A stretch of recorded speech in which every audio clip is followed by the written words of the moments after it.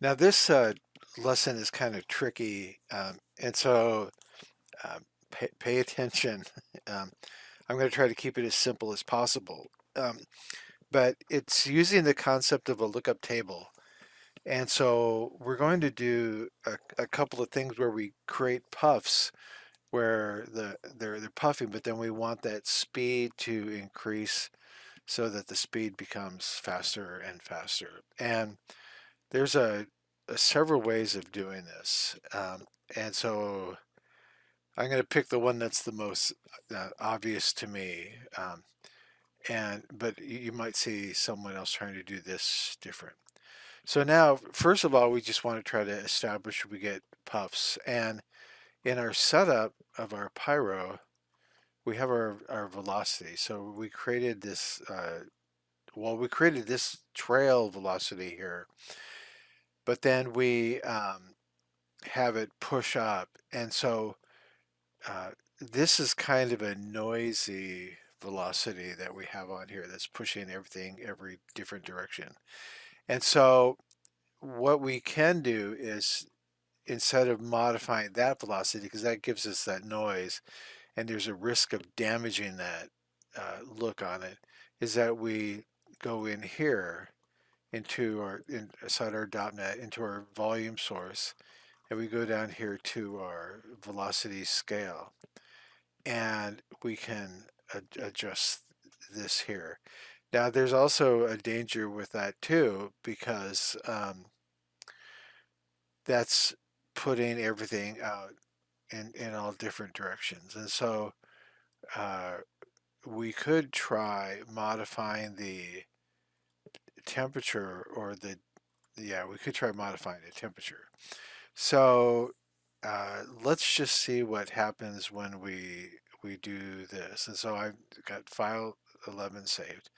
Okay, so now temperature is something that's used to generate heat, but temperature also is used to just how something moves. And so let's rewind this. So I'm going to do a flip book of this, and we'll pick that many frames. So I'm just doing the 1050, 1000 to 1050. It should go pretty quickly.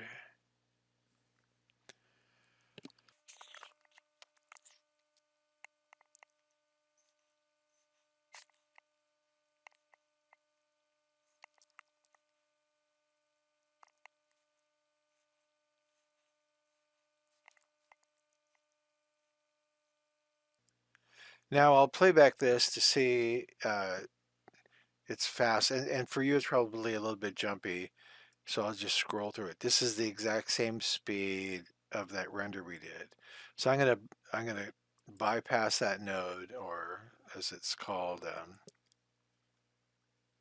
disconnect.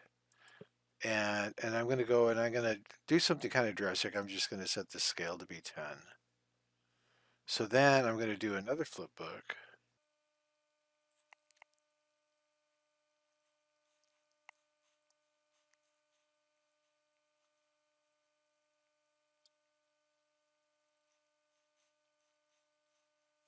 So I can see right now that even I'm at frame like 16 or 18 or 20. You can see that increasing the temperature by 10 makes the smoke rise more.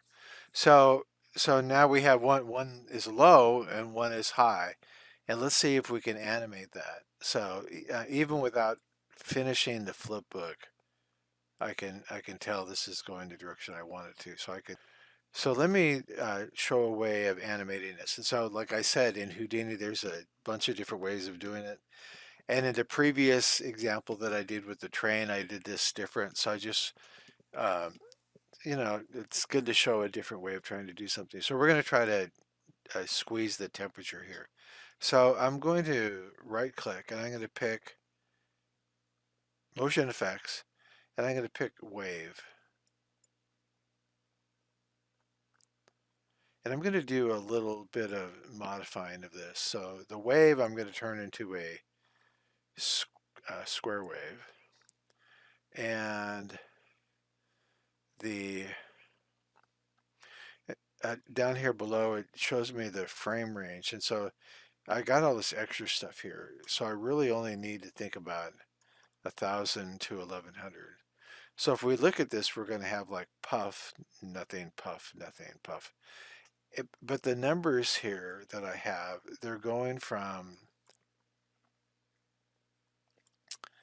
uh, we have to look at the left column, and I really want this to go from like 0 to 1.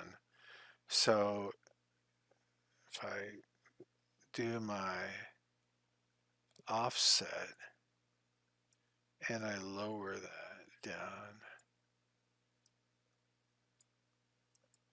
and I think part of the reason why is that it started with a high number. Um, so results may vary. So I could squeeze that down. So now I have a range that's between um, zero, not quite zero. Let me try to get it. I really want it. I really don't want it to go to zero, but let's see what I got. Okay, I want it to be a little bit uh, larger than zero because I don't really ever want it to go away. So let's say 1, and then I can do my amplitude. And this is this balancing act, so I gotta change one and then change the other. So go up. So let's say I wanted it to be like 1 to 5, so let me do that 4 and offset. So the whole goal is to try to get my number to go between a low number closer to 1, but not 0, and then something around 10. Uh, and so that's my amplitude. And then this is my um, speed of how many times it happens. So between these frame ranges of that I have, the frame number is how much it's going to be. So right now I'm on a frame 1,000, and the numbers on the bottom are like not. They're kind of being weird. I don't know why that I'm seeing. Oh, that's showing me seconds. So let me uh, cycle common. So we can turn this into frames. So I went to this common tab of the motion effects, and I went to frames, and then lo and behold, everything changed. So if I go to my period, then I can adjust that.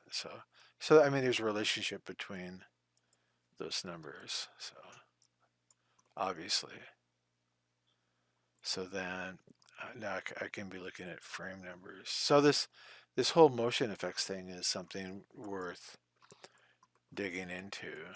So I changed that to frames, but I'm still seeing what looks like seconds down here below, which is irritating.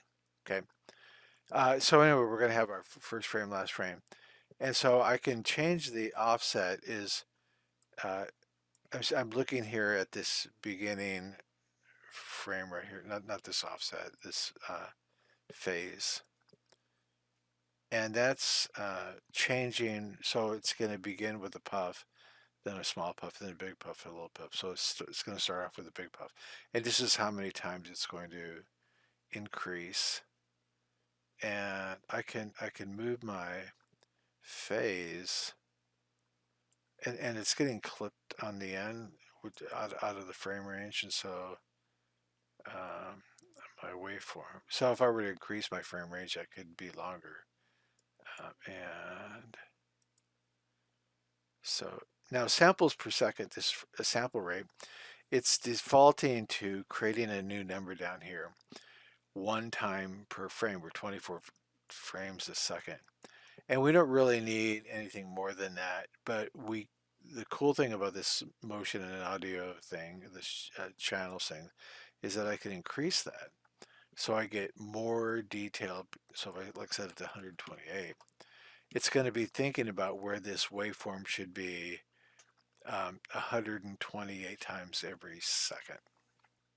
We don't really need anything more than that. Okay, I basically I got this. Okay, I got this number. So the whole idea is use the square wave to get the number between like 1 and 10, and how many times it's going to happen over the 100 frames. Okay. Now I'm going to close this. Now when I did that, it created this new node here called um, motion effects, and the relate there's a relationship between view dependency links and then show for all nodes. We can see that. So it's kind of it originally took the number for the first one, pushed it in there, and then modified it and pushed it back. And remember, I started off with the number, I think 10 or something, so that's why the number was kind of weird at the beginning.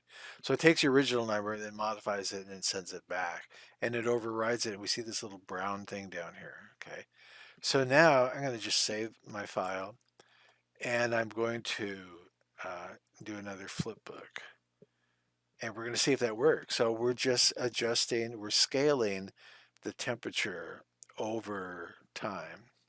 So we should start off with a big puff and then a little puff. And so that's more temperature, less temperature, more temperature, less temperature added when the smoke is born.